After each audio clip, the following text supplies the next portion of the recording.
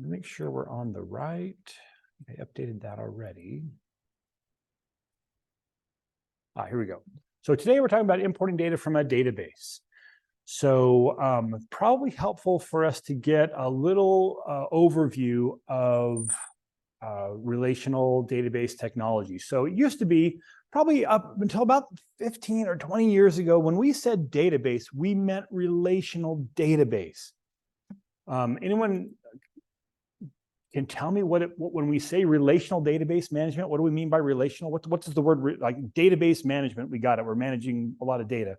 But what does the relational part of that mean? Go ahead.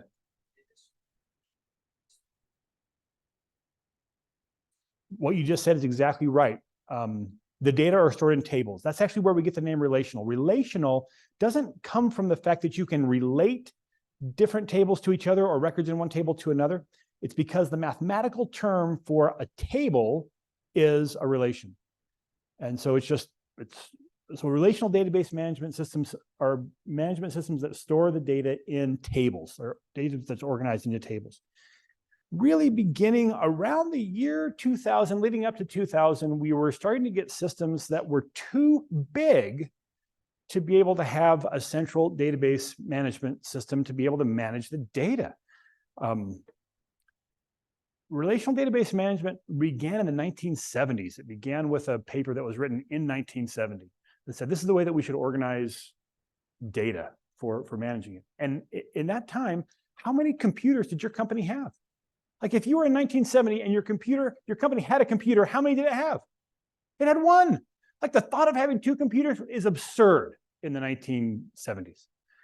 And so relational database management grew up in the world where you say we have a central repository of data for our organization. And that worked really great until we get to, even handling the largest companies that we have up to and past the into the 2000s.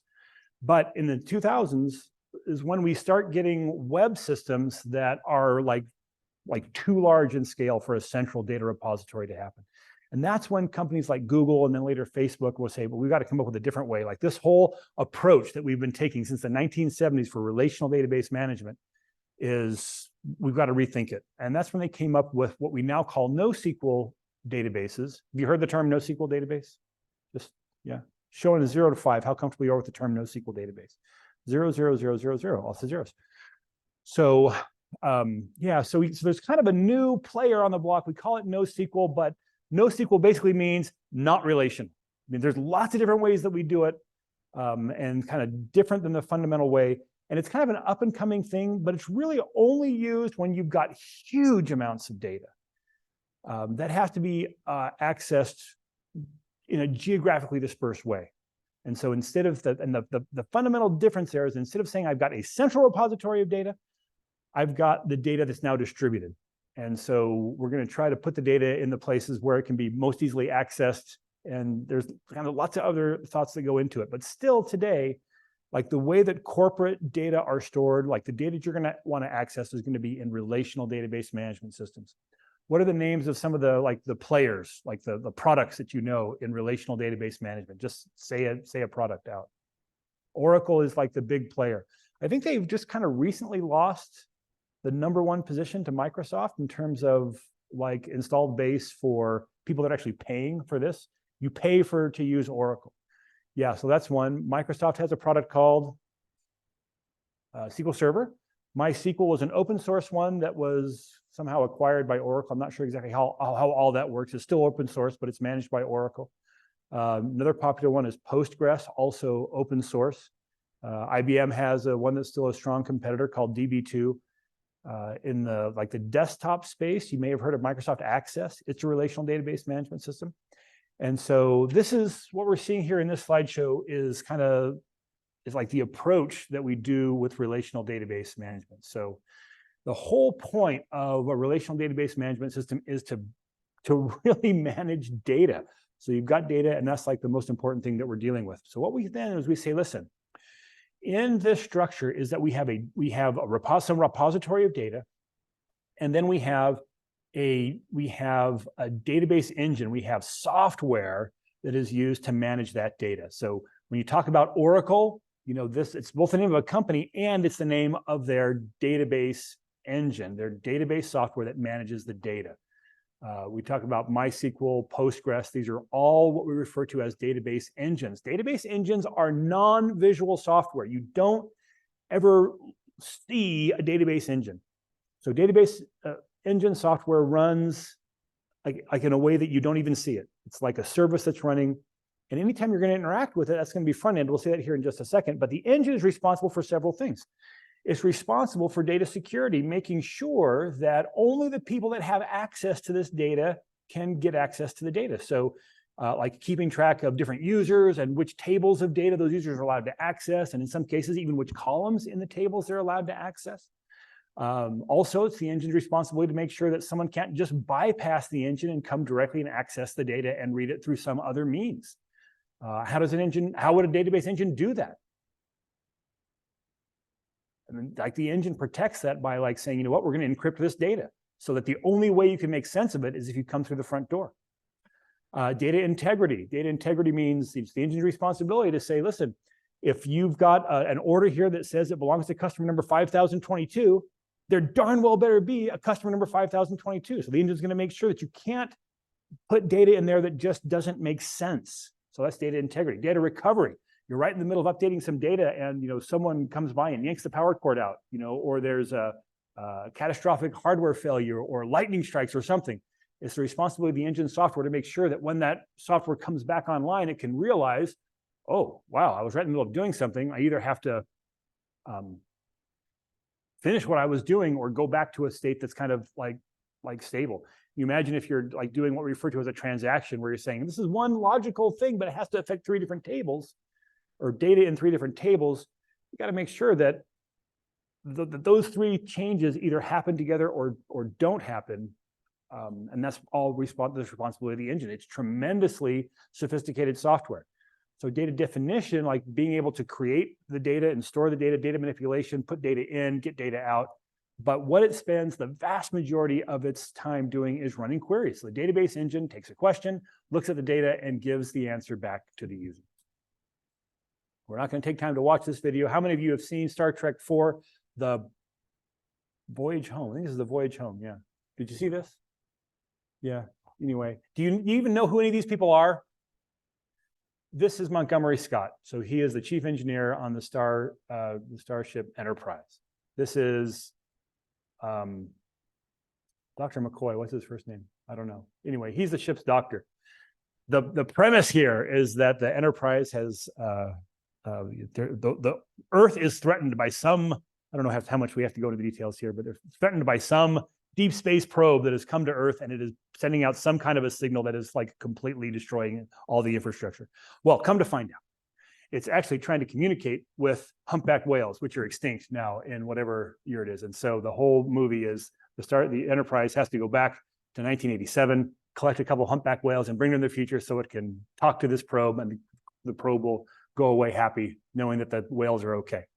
But in so doing, they've got to come up with a way to build a tank into their, it's not the Enterprise, it's actually a stolen Klingon ship that they're taking. They've got to build a tank to be able to hold the whales, and they're here at this guy's company where they make large plexiglass so they can make a tank anyway. In it, he's trying to actually use this Apple IIe computer that's here, and doesn't quite know how to interact with it using a keyboard, and thinks the mouse is like a microphone or something. So the point is here, as we go forward, we're going to use Montgomery Scott as an example for a user. So here we have a user. It's a long way to get to a user. Here's our user.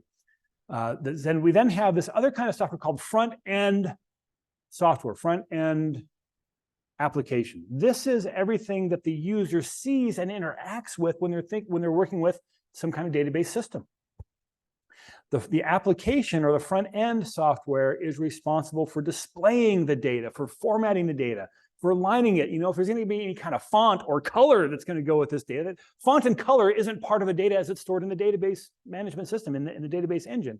It's the front end that decides how is this going to look as it's displayed.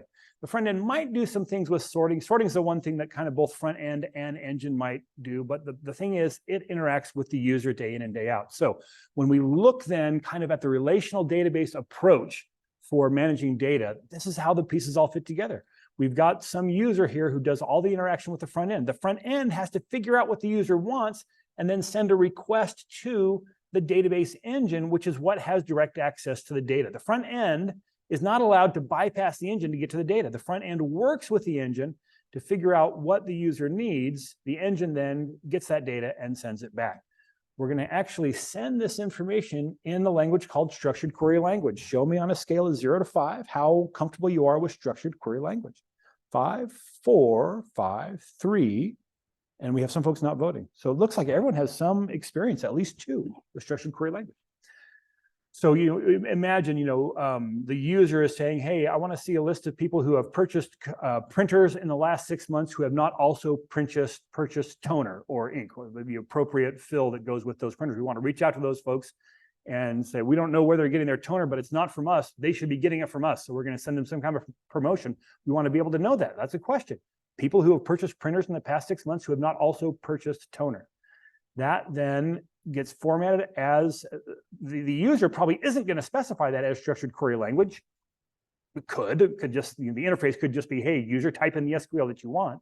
The front end then sends that SQL to the engine. The engine then tries to execute that query, tries to actually answer that question. If it's able to do it, it will send back the data. Otherwise, it'll send back an error saying, sorry, I couldn't do it. And here's the reason why I couldn't do it. And so this is what you might call the database approach, where we've got these 2 different pieces of software working hand in glove to be able to manage the data and get what the user needs. Now, what we are about to do is we are about to say, for our front end software, we're going to use Excel as the front end, like the part the user interacts with, and we're going to use Microsoft SQL Server as the back end. Why SQL Server? SQL Server because that's like a server that I happen to have like running at a web internet service provider that we can just use here in class. And so that's the idea. We're going to use Excel to be able to bring data into Excel. So today we're focusing on just what does it take to bring, using VBA to bring data into Excel. And then next time we get together, we're going to see what does it take to get to VBA to actually change the data that's over here in the data repository. All right, any questions on this approach? Show me on a scale of 0 to 5 if you felt like you learned something by this. Like 0 is either I already knew this or I didn't follow it, and 5 is like, yeah, this was kind of helpful to kind of see this approach. I'm seeing 3s, 4s, and 5s. Okay. So, and this, by the way, whether it's a relational database management system that's here or a NoSQL system, it's really the same thing. Your database engine is what has manipulation of the data. And then you've got some front-end software that could be custom written, or it could be an off-the-shelf package like Excel that's meant to work with these. That's where we go. Okay, so that is kind of overview to working with relational data management. So let's go ahead and look at this other link here, web-based SQL environment. If you follow that, it's just going to take you to a website that I set up for teaching structured query language. I don't know. Probably not quite 20 years ago, but close to 20 years ago. And this then, so now what we're seeing is that the front end is what's happening right here in the browser. So this browser is running the front end software, and it's pretty lean front end because all it's going to do is collect a structured query language statement from you, the user. You hit submit, and it'll send that query off to the back end. The back end says, oh, I'm going to execute that query and send the results back to you. So here we have a list of customers. We could restrict this, select star from customer where state is equal to Utah, whoops, single quotes for structured query language, equal to Utah, and submit that query. And now you'll see the ones that come back are only the ones that are in Utah. So this is really just a place where we can kind of easily play with the structured query language statement that we want to use in our code, because it is, this is the language that we're going to have to get VBA to manipulate. So we're going to have to formulate the structured query language statement that we want, and then we'll have VBA send that off to the server, get the results back, and we'll work with them. All right, should we dive in? Let's dive in. First thing I want to see is really not dealing with, oh, and this is just the file downloaded and open for also from that day here. So dbread.xlsm, we'll download and get that open. So let's just go ahead and take a look at the first kind of the tools that are built in to Excel. In other words, not needing VBA, but just say, hey, I want to use this as a front end to go pull some data in here. So I'm going to come to my data tab, and I'm going to come to get data, and from database, and I'll choose this first one from SQL Server database. So we can see that there's lots of other databases that Excel knows how to work with here. DB2, Postgres, Oracle is probably here. Here's Oracle, but we're going to choose SQL Server. So that's the Microsoft product. And then we're just going to go ahead and provide the information that it's going to ask for to do this. Now, I'm trying to remember if most of you are on Eduroam, and I think Eduroam is going to give us the information. It's going to route the data that we need routed to make this happen. I guess we'll find out. It's a bit of a moving target here because they change the network configuration from time to time. Okay, so we need several things to be able to talk to, really just to be able to talk to any service using internet protocols. First thing we need to know is we have to get to the machine that we're trying to talk to. And so that's what it's asking for here. What's the server that you want to interact with? And the server that we're interacting with is at the same location as here. So it's like colonialbakehouse.com. So that is, that's the host that we're working with. And you realize, of course, that a host name like colonialbakehouse.com, which is just the internet domain where this server is running, that is something for humans to use. But like the internet or your browser really can't work with that. It first has to convert this to an IP address. So just show me on a scale of 0 to 5 how comfortable you are with this idea that what actually allows traffic to get routed on the internet is the address, and it has nothing to do with the domain name. Like 0 is like, ooh, I'm not quite clear on that. 5 is like, yeah, I totally get that already. I'm seeing like mostly this is like bimodal. It's either 5 or 0 out there with one coming in here. Let's just look really quickly at this. I'm going to open up the command prompt PowerShell. So like step one, anytime you're trying to interact with a server on the internet, is we have to translate the name that you think of that domain, the domain name, we have to translate that into an IP address, because that numeric address is what allows the request to get routed from machine to machine along the internet. So I'm just going to ping, and you'll see it here when I do ping. Ping like actually comes from the world of submarines, right? Like if you're using sonar to find out what's out there, you would actually make a sound, right? It's sonar.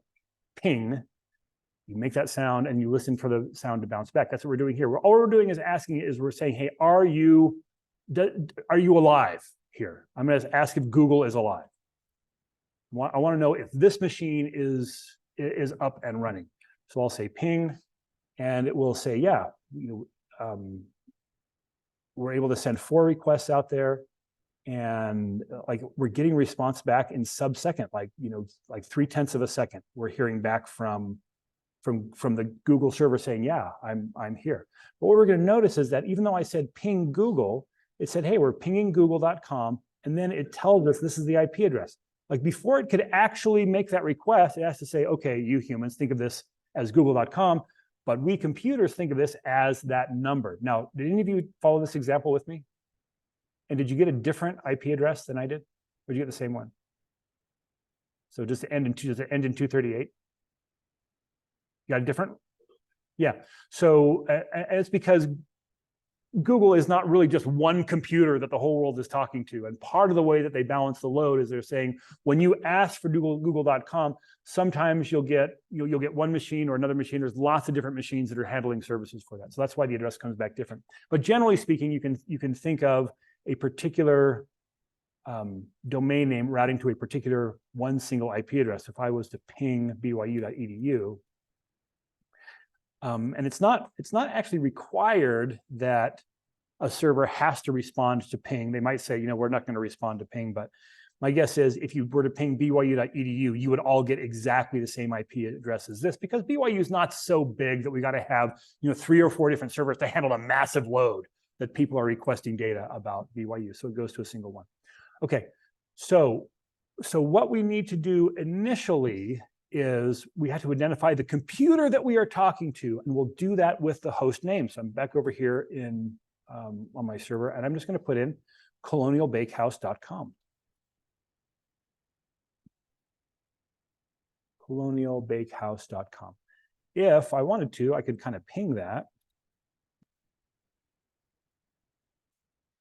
And I could get the IP address. I could do this equally well with the IP address as with the host name, I think. We're going to stick with the host name. I'm going to come to advanced options here, command time out. And I think we're on the default. Port. The second thing that we have to specify is we have to tell it the port. Now, whenever we make a request to a web server, like I'm just here going to byu.edu,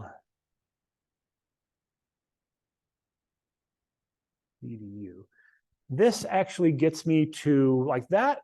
There identifies the machine, but that machine could be listening for lots of different kinds of requests. That same machine could be listening for like email traffic, for web traffic, which is what I'm trying to do here. It could be listening for database traffic. It could be listening for like file transfer protocol traffic, secure shell server traffic, telnet traffic. Lots of different services could be running. And so I also have to specify the port that I'm interested in. Now, I'm going to go ahead and go to the BYU homepage here. And if I double click this, it's going to tell me this is HTTPS, so it's secure socket layer for hypertext transfer protocol. And I didn't specify the port, but the browser says, listen, if you don't specify the port, I'm going to guess the port that you want. And it actually guesses that you're probably, since you're like the default port to talk to a secure HTTP server is port 443. And so I'm going to put a colon 443 on there, and it's going to say, oh yeah, that's the port you want to talk to. I'm going to hit enter, and it's going to take me there just fine. Oh, I think it shouldn't be spinning if I did that right. Try that again. Let me go to Google.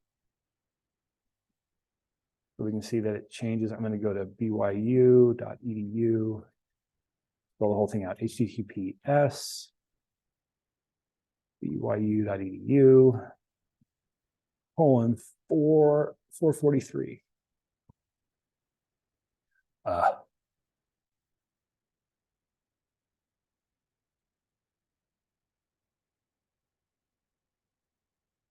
Yeah, so it's not getting there. So 443, it's not. So what that means is that this server is not listening on port 443. Pretty sure that's the right port. So let me try one more thing. The default port for non-secure traffic is 80. So I'm going to take that from HTTPS to HTTP, and let's see what that does. Okay, so that one was able to route. So, but if I was to say I want to talk to on port 81, what that port is telling it on that computer, which service am I trying to talk to? It could literally be listening to hundreds or even thousands of different software waiting for requests to come in. And so anytime I make a request on the internet, it always takes those two things. I've got to get to the machine, an IP address or a host name, which will resolve to an IP address, and the port that it's listening on. And so if I try to go to this page on port 81, let me go to Google first so we can see it change when we try to put this one in. So I'm telling it, no, I'm trying to talk to the service listening on port 81. It's going to say, well, it's like, I've sent the request to port 81. There is nothing listening on port 81. And so my browser is waiting for a service to respond at byu.edu, and no one's listening on that port. And so no response is going to come back. Eventually, the browser is going to go, I guess no one's responding, and it'll put some kind of error message here that says that the server didn't respond or can't be reached, took too long to respond. because I told it to go onto the wrong port. Again, if I change this here to port 80, that's the port the service is listening on, and it should route it straight away as long as it's HTTP, not HTTPS. I think, and maybe no www. Let's try this again. HTTP://80.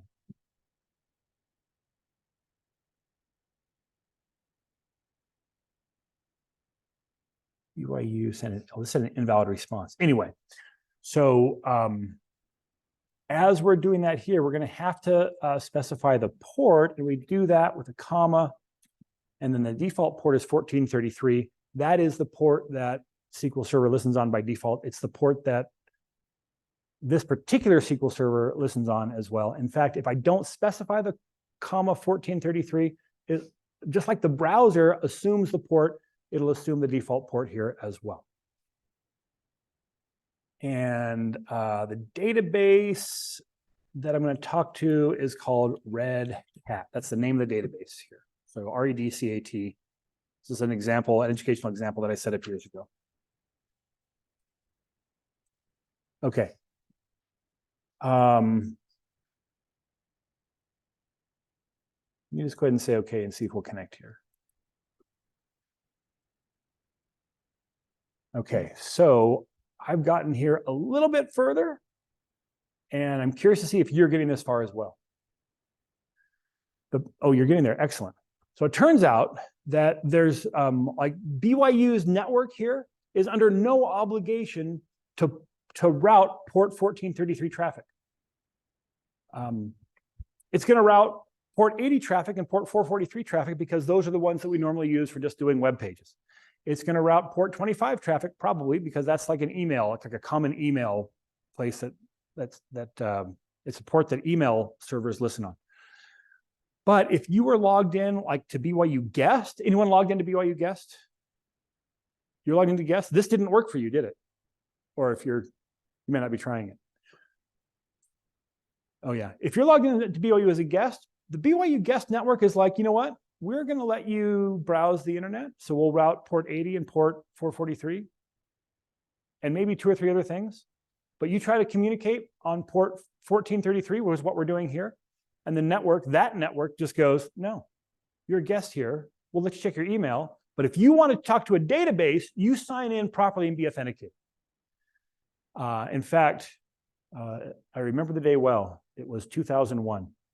I was a new faculty member at Tulane University, and the internet was just off for a day. Can you imagine like there being no internet anywhere in the world for a day? Would that be a problem for your life? That'd be a little bit of a problem. And what had happened was that it was actually a problem with Microsoft SQL Server. Someone had written a worm. You're familiar with the term worm? Show me 0 to 5, internet worm. 55533, okay. So it's malware. You can think of it as a virus, but what a worm does is it infects a server, takes advantage of some vulnerability in that server software, and then it infects that server. So that server then just tries to do the same thing, to find another server and infect it, and find another server and infect it. And this was like a problem with like a vulnerability in Microsoft SQL Server that had been known for like 6 months. But it's before the days of software automatically updating itself. And in fact, the vast majority of people who were running SQL Server at that time, 2001, didn't even realize that they were listening to requests coming in from the internet. Most of them were just being run like for local area network for running a business. And this is called the slammer worm, so you can Google it and find it. It's kind of a fascinating issue. But within the first 10 minutes or so of once this worm was released, it infected thousands upon thousands of servers. And all it did was it would randomly guess an IP address and try to talk to a server on port 1433 to send a malformed request so that it would infect that server. And there was so much port 1433 traffic of all these infected servers. Now they're just as fast as they can, like dozens of times a second, sending out requests, maybe even hundreds of times a second, guessing IP addresses and sending out requests. There was so much traffic that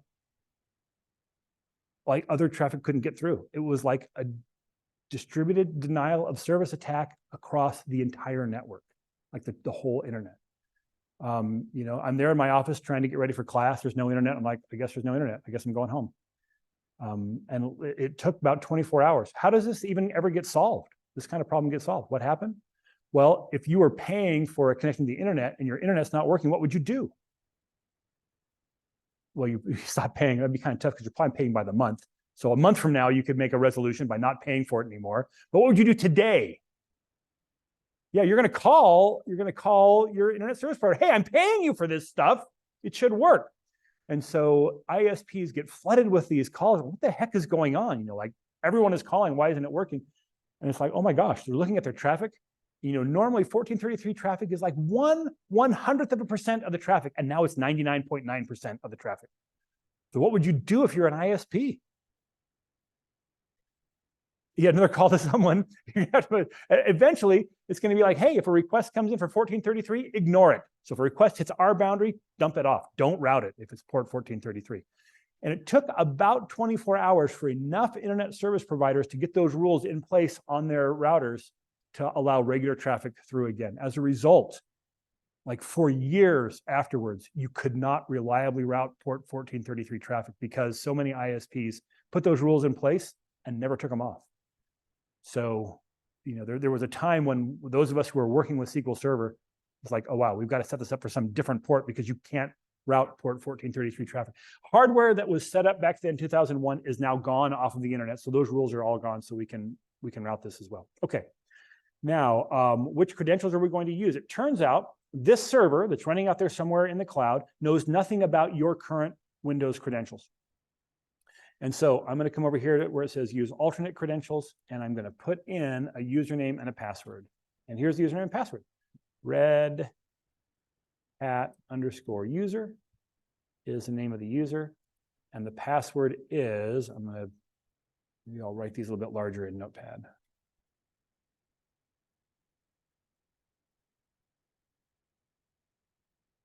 So it's red hat user, and it's THOMAS _ 1755. 1775 is the password.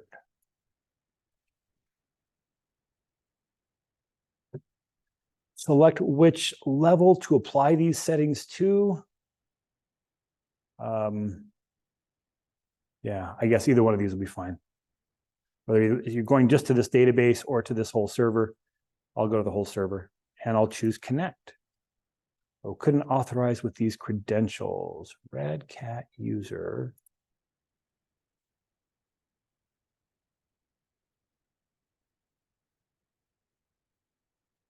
Any of you get connected?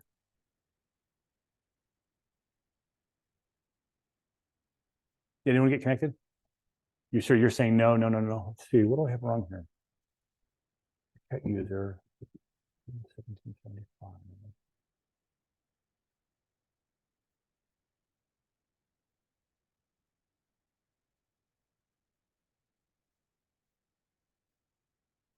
I remember what this other account is.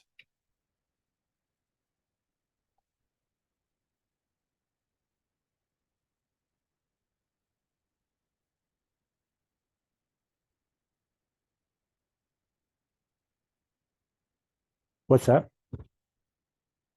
You got it to work? Okay, well then we know the credentials are right. Was it capital T on Thomas? Did I put that in capital? Yeah. You got connected. I'm going to try it again then. Red cat _ user. I'm like copy that, the password. 1433. And did you put in the port 1433? That's got to be right. Did you put the port in? Oh, yeah, you're using Mac. Yeah. This is actually one of the places where Mac has a really slick interface that it's actually, I like it better than the Windows interface. But that's happening on the Mac. So what do I have different here? Oh, sorry. Let's go to database. Okay, so instead of using a user, a Windows user, we're going to use database credentials. Here's where we're going to put that username and password. So Red Cat, so we've got the password here. Red Cat user. And connect. We're unable to support encryption. That's fine. There we go. Okay, so apparently it was trying to accept that as Windows credentials, and they had to get onto the database account. Did we see that? Okay, so change it from Windows to database. All right, so now it's saying, hey, we've got a whole bunch of tables here. Which one do you want to bring in? And I guess I'm just going to bring in customer. Is customer here? There's customer. And I think I'm ready to load. So I'll just click on load, and that should bring the data in.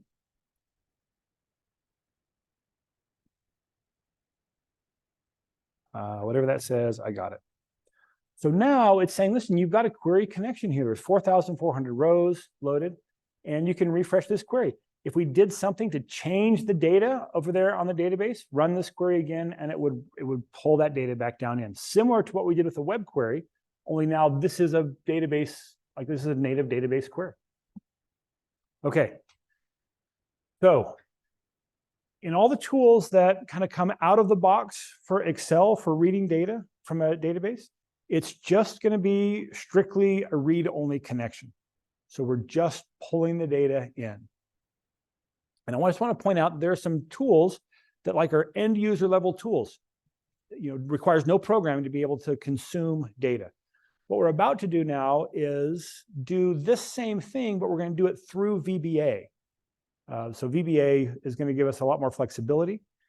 It may very well be that we want access to the data, but we never want that to display it to the user. So we could just read the data into VBA, process what we need, and then show just the part we need to show to the user. But now we're ready to go ahead and do that. Any questions on what we've done here so far before we move on to do it in VBA? Okay, so let's go ahead and open up our Visual Basic editor. Alt F11.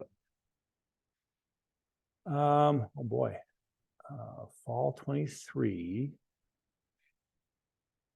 We've got two modules here. Let's go ahead and, I'm not sure what I copied here in macro one, module one. Let's come over here. Let's come over here to module one. So module one has a couple of examples here. Oh, this is like the ending place for this example. Let me close this file. You probably don't have that same data. Okay, module one. This looks better. All right. So the first thing to realize here is what we're about to do is going to require access to some objects that are not loaded by default whenever we run Excel. So we've worked with a lot of built-in objects. We've worked with the workbook object, the collection of workbooks, a collection of worksheets, cells. All those things are native to Excel. But now what we're saying is we need to do something that's not normally done every day in and day out with Excel. And so we've got to include references to the libraries where the code is that's going to interact with databases externally using VBA.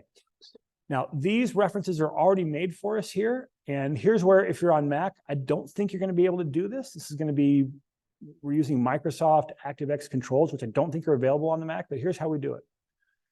So we're going to say, and once we've made these references, they're going to stick with this workbook. So after you make this reference and you move the workbook somewhere else, you don't have to make that reference again on the new machine. So we're going to choose Tools, References. And then we're looking for the Microsoft ActiveX Data Access Library Objects. So we're going to scroll down till we find Microsoft ActiveX Data Access Objects Library. Microsoft ActiveX Data, there we go. And I have two of them here.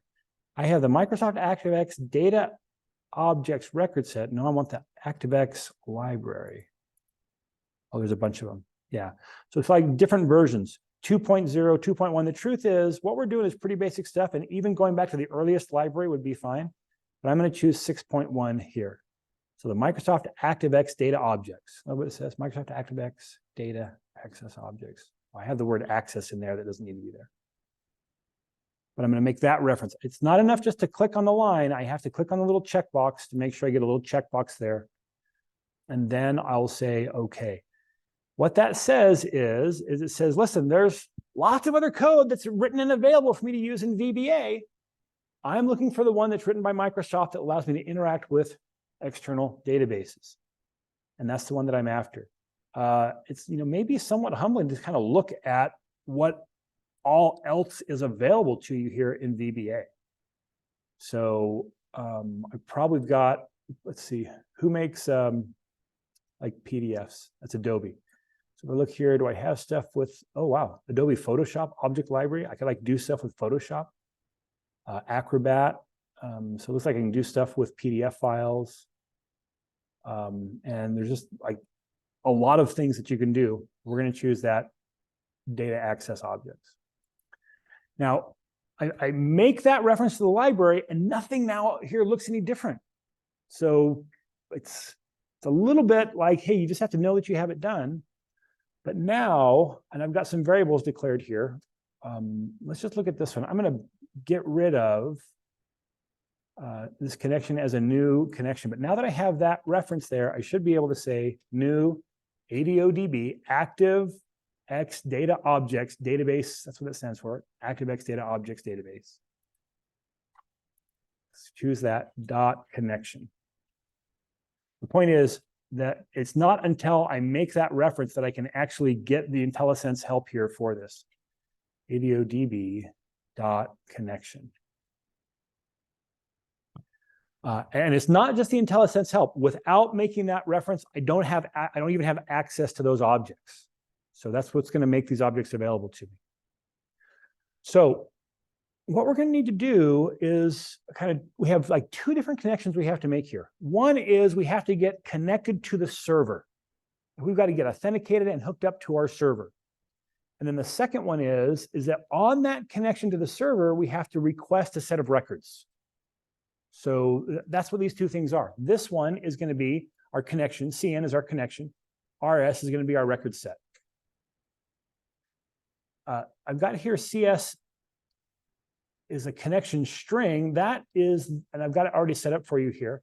This one says, hey, this is just a string variable that is this string. This has the information that we need to be able to connect on to the SQL Server that's running at colonialbakehouse.com, and the database is Redcat. That's going to get me connected on to that particular database. To get connected, I'm going to have to supply the username and a password. So when I say I'm opening a connection, CN is my object that knows how to work with, connect up to a database. So CN is that ADODB connection object. I'm going to say I want to call the open method of that object. I'm going to give it the information that it needs to be able to know how to talk to that server. And then I'll give the username and the password that we're going to connect with. And so let me just run to that point here. So I should be able to, so if I get to there without having an error, then I've successfully made the connection onto this database. This does not rely on the earlier activity. Like the fact that we made that connection out here is totally independent from what we're doing in VBA. This is reaching out directly to the server that's at this host and talking to it on port 1433 because that's the default. We could probably specify that here with a comma 1433 on the end of this. But we give this username, this password, and it's now authenticating us. So now the last variable that we have declared here, this SQL variable, is going to be the structured query language that I want to send off to the server. Now, this is a little bit strange because what we're doing is we are writing a statement for a computer language in a string inside of VBA. This is not VBA. This is SQL. This is structured query language. The VBA interpreter has no idea what to do with it, which is why I have it in quotes. Right? By putting it in quotes, I'm telling the VBA interpreter, this is not for you to understand. You just hold on to these characters and do what I tell you to do with them, but don't try to understand them. It's not an object for you to understand. It's not some data source that's located here in the workbook. It's just a statement that we're going to send somewhere else to be processed. And here's how we tell it to be processed. So I have this RS object, which is a record set. It knows how to connect onto, or using an existing connection, how to say, run this set of records, and it will bring those records back one at a time. And so it says, hey, I want to call the open, I called the open method of my connection here to establish the connection to the database server.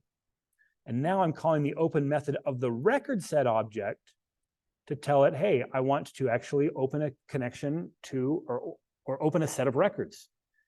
How does it know which records I'm interested in? It's the ones that are specified by this query. So I pass that query to the database engine on this connection. And then if that works well, then my record set object now will be like, great, I'm connected onto that set of records and we're ready to start doing something with those records. So I'm just going to go ahead and step through that one. Now so yeah, it looks like it went through without any error. So now I've got a record set hooked up. Let me just go ahead and see if I can read something off of that record set. I'm going to open up my immediate window. And RS is the name of my record set, dot fields. And I'm just going to say I want the first field, dot value. I want the value of the first item in the fields collection. And that's James. Does that make sense? Let me go look back here at my remote query. Oh, and let me just come here to the same query with no restriction on it.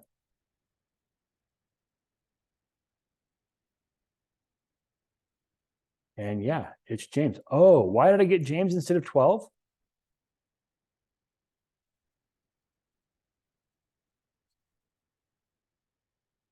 So it's not that SQL uses 0, it's that this object, the record set object, uses 0-based collections. Every other collection we've used in VBA has been 1-based. The first item in the collection is number 1.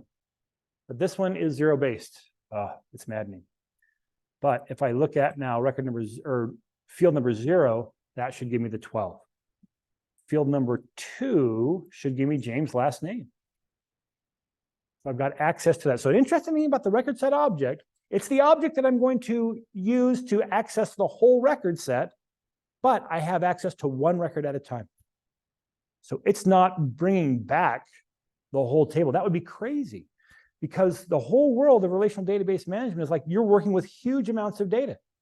Like, would it be unusual to have, I've got millions of records in a table? No, that's easy. That's day in and day out for relational database management. Do you think I could load millions of customer records into memory on my little computer that I'm running here? Depends on how big the record is. Maybe, maybe not. But the point is, maybe not. And so it doesn't try to bring the whole thing. It brings one record at a time. So what I could do, well, let's just do this. Before we move on to pulling a different record, I'm going to say I don't want to see the value of that field. I want to see the name of that field. And so I can actually, it'll tell me the name of the column. That's really nice. So I can ask for the names of the columns. I don't have to know them ahead of time. And I can ask for the data. Let me just go ahead and tell it to move to the next one. So here's, let me do, we'll do those first 3 things together. So we're going to get 0, 1, and 2, which should be the customer number, first name, and last name. And oh, I didn't want the name. I actually wanted the values. Shoot.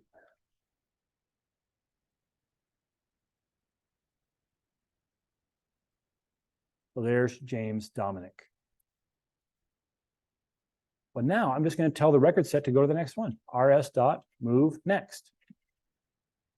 I'll execute that line, and it is now advanced to the next record. It has fetched the next record from the database and brought it into this object here running in VBA. So now when I run that, I've got the second record.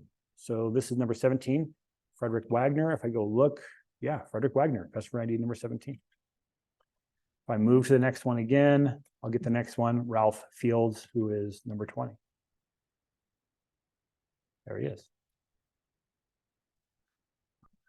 Okay. Show me where you are and what we've done so far in VBA today, 0 to 5. 5, 5, 5, 5, 5, 5, 5. Excellent. All right, so now what I'd like to do is I'd like to make this go onto a sheet. So let's go ahead and add ourselves a sheet to receive this record set. Let me dim S as a worksheet. And if we make it this far, if we actually get, actually, let's do this. I'm going to get rid of my stop. And if we get all the way here, we've got the data, we're ready to put it on. Let's go ahead and make a new sheet. So set S equal to worksheets.add. Okay, so now I've created a new worksheet. I've got a reference to that worksheet. I'm ready to start putting this data out there.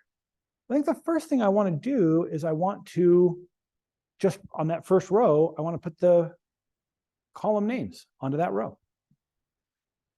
So I think I can ask for the length of that. So let me look at fields.length.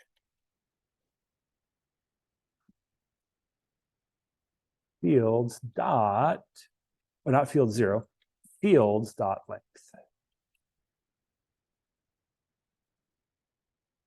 It's not length, it's the wrong language, it's count.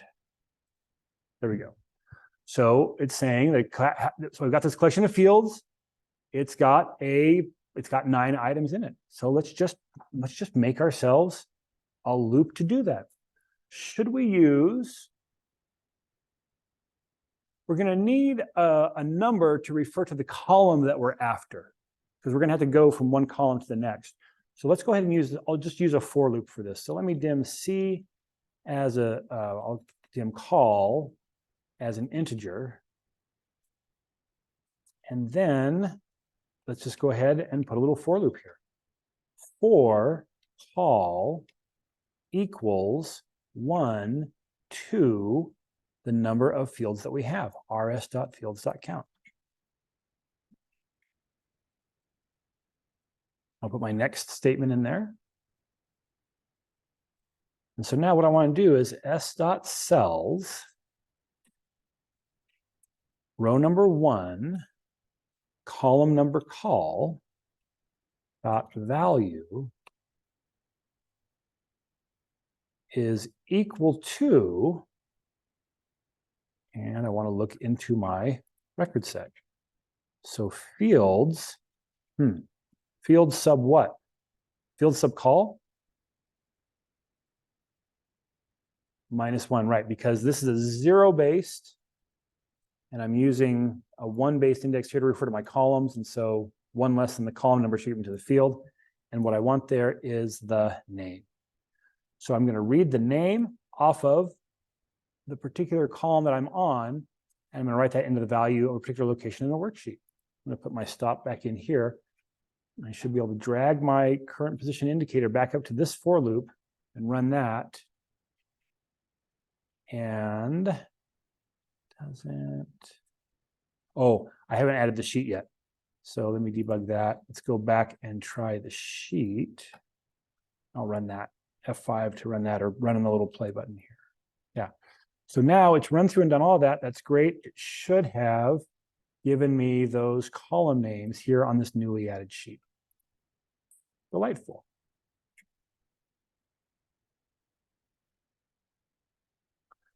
So far, so good. Now what I need to do is get the rest of the data. And that's going to look really similar to this. So I'm going to kind of paste this in again, but now I'm going to need to keep track of the row that I'm on as well, because I'm going to be moving the row down one at a time. So let me give myself another variable called row.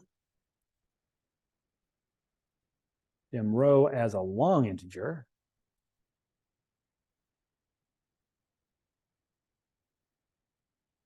And I'm thinking I'm going to use a do loop for this one. So let's set row equal to 2.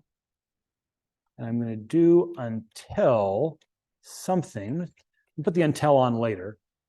And I'll put a do and a loop. Very dangerous. I'm just making an endless loop here. So I darn well better put in here a do events. And let me increment row here as well. Row equals row plus 1. And then for each time through this, I want to do the same thing here. I mean, I want to go across all of the all of the fields, but now instead of writing to row number 1, I want to write to row. And I don't want to read the name, I want to read the value. So I'm going to read the value now. The first time through, I'll be writing to row number 2. And then I'll go from 1 to 9 on my columns. I'll cycle this loop. So we'll do this 9 times. We'll increment the row. We'll go back to the top. And we have to get the next record set. So we'll add the row rs dot move next. So that's going to take us, that's going to get the next record. And then we'll write that record out to the worksheet. Get the next record, write the record out 1 row at a time to the next worksheet. Oof.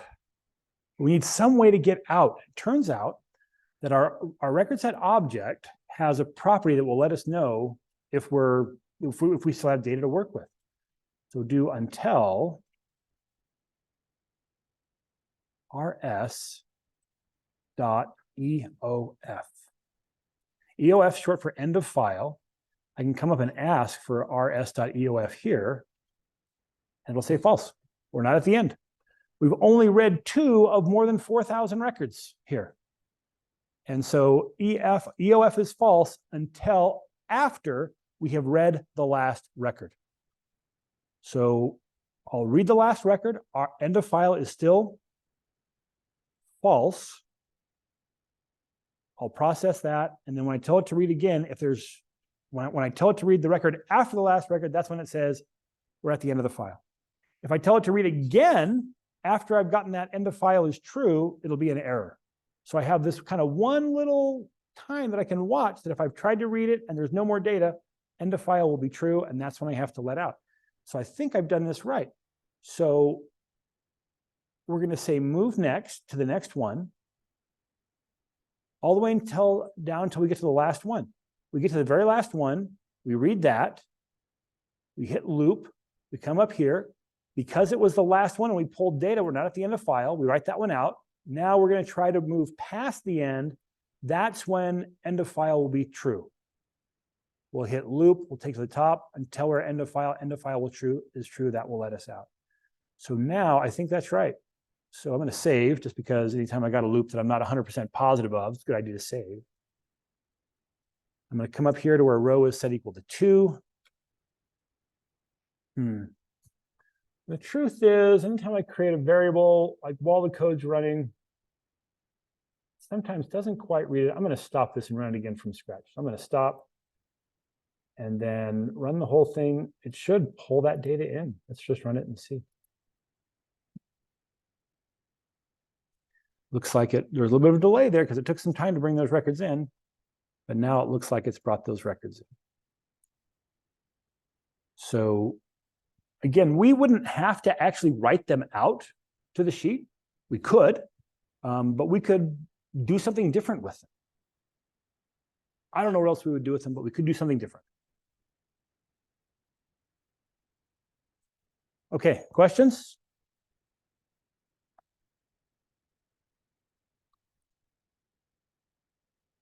Let's go ahead and also turn this into a table. I'm going to, so these last 2 lines here are going to close the record set, close the connection. Microsoft, the documentation of Microsoft says this: if you don't do this, when you get to the end sub, it will automatically close those for you. But Microsoft is notorious for not actually really doing that. And so they have the statements here to close them. I like to actually have them expressing my code to say, close that. In other words, free up the allocate or free up the resources that were used to maintain that connection and that record set. So I'll run that through, and that will close that connection. I'm done with my stop here for now, but let's go ahead and I'm going to record myself. I think this is going to be pretty simple code. You probably don't really need to record it. You'll be able to see what it records, and we'll take a look. But I'm just going to record myself making a table out of this. So record it, call it macro 1. That's great. I'll use insert table. The table has headers. I'll say OK, and stop recording. Let's just see what that recorded over here in module 2. So yeah, so list objects.add And we'll kind of want to play with this. Name equals table2. So I'm going to take this statement here, and we're not going to have to type nearly this much, so don't worry about that. I'm going to come over here to module 1, and after we brought the data in, I'm ready to make it into a table. So active sheet, I think that's okay, because this is going to be, we just added this sheet. So instead of active sheet, though, I actually have a variable that refers to it. It's called S. I'm going to change that to S. So s.listObjects.add, Excel source range, that sounds right. And now the range here is hard-coded, but of course, I want this to work even as data might get added or deleted out of this table. So instead, let's just say s.range A1. Well, let's do this. Let's say s.current region. No, s.used range. S.used range. So that'll be all the data that's on my sheet. What are we skipping here? This is link source, but apparently we're going to take whatever the default is for that. And then what's yes? Oh, this has a header. So we'll say yes on that. Now, this is the end of actually creating that object. And then because it returns a reference to that table object that was created, we can call the .name, or we can modify the .name property. I don't really think I am that interested in changing the name. And so I'm going to just delete that part. But now that now that I'm not doing anything with the return value from this add function, I can't have those parentheses. So I got to get rid of the opening and trailing parentheses there. So now when I run this, it should bring the data in, create a sheet, bring the data in, and make it into a table. I'm hoping that it will default the table to a name if I don't specify one. I don't really care what the table's name is. So I'll go ahead and run this now. Should make a new sheet, bring the data in. And it takes about 2 seconds to bring that data in. Now here I am on sheet 4. Oh, and it's made a table here. The truth is, I kind of expected that to automatically resize this, but it's not resizing. So I think that's called auto fit. Let me just try that really quickly. Let me try active sheet, .used range, .entire column, .auto fit. Entire COLUMN. That executed without error. Yeah, so that now has put the spacing properly. So after I build that table, I'm just going to say s.used range, entire column, auto fit. Of course, you could have recorded yourself doing that and got to the text there. So that's pretty good. So I've got a procedure that will just pull that data in. I'm curious to see. I think I only have down to a second accuracy on the clock here. Let's just see if we can get a sense for how long it takes to run. So, because we're going to speed this up dramatically. So I'm going to run this. It's almost 2 seconds to run. That's pretty good. So let's go ahead, and I've got this whole sub DB1. I'm going to copy this, and we're going to duplicate it, and I'm going to call this one DB2. In terms of getting ourselves connected to the database, that's all going to be fine. In fact, I'm going to go ahead and leave my data here that puts the column heading in.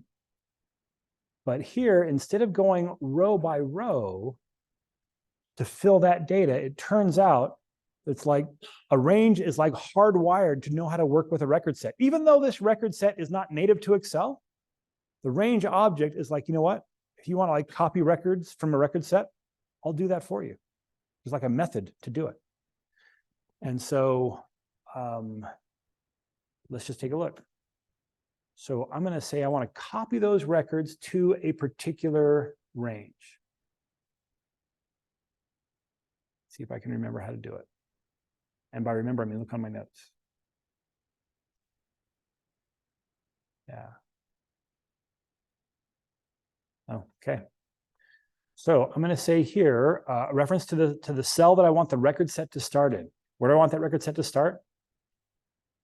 I'm writing the headers in here, and I want that record set to start here on A2. So S dot range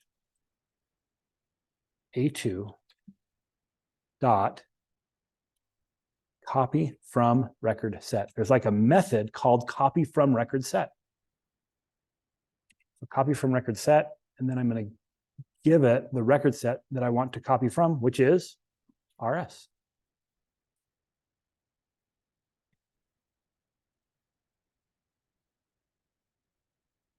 And so this is going to avoid me going column by column to write the data across, and then row by row to write the data down.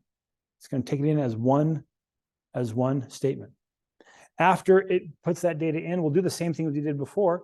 We'll add the list, we'll fit it, and then we'll close things off. So we just took the part here that loops across the records, and we said, let's just bring that record set in directly. So this is assuming that we do want to put them onto a sheet. Whereas here we could say, well, you know what, I don't want to put all these on. I could have some other logic in here that looks at these values and decides what to do.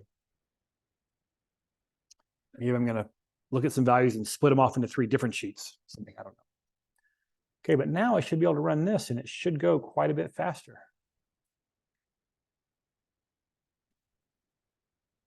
Go ahead and come here, come back to my initial sheet. A blank sheet 1. I'll go ahead and run this, and it really pops in fast. So there's some overhead involved in going column by column, row by row, even though it cranks through those, what is it, 36,000 cells that it has to do pretty quickly. It's faster to pull it in this way. Questions?